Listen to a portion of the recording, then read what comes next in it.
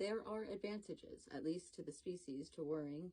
That's why we often have a tendency to worry, and some of us, by virtue of our genetic heritage, have more of a tendency than others. If you struggle with chronic worry, the odds are good that others who came before you in the family line had a similar struggle. But you might wonder, isn't this all learned? Haven't I trained myself to be a worrywart? And doesn't that make it my fault? Is it all your fault? No.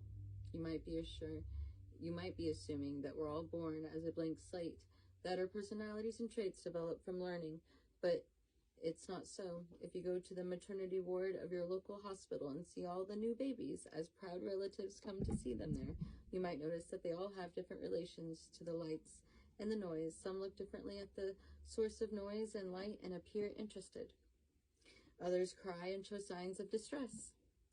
Others show no interest either way. These are newborn babies, and yet they're clearly quite different from each other in their apprehension and interpretation of threat.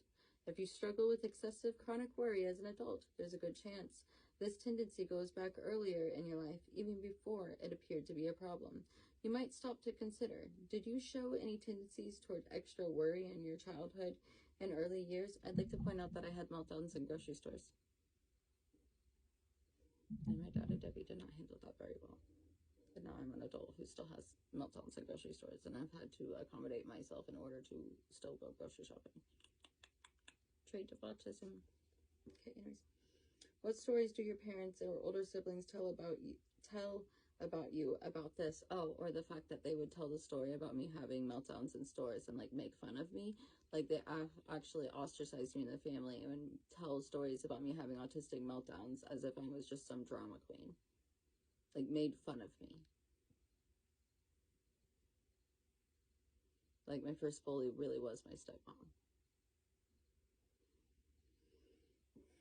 It's frequently the case that this trait goes back a ways, even before people clearly recognized it for what it was.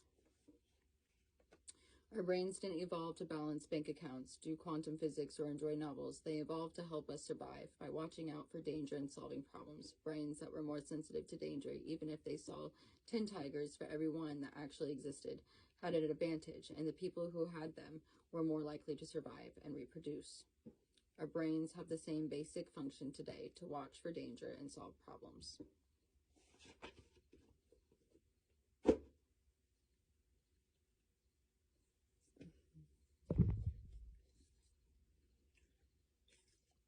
Going back to that bit about false negatives versus false positives.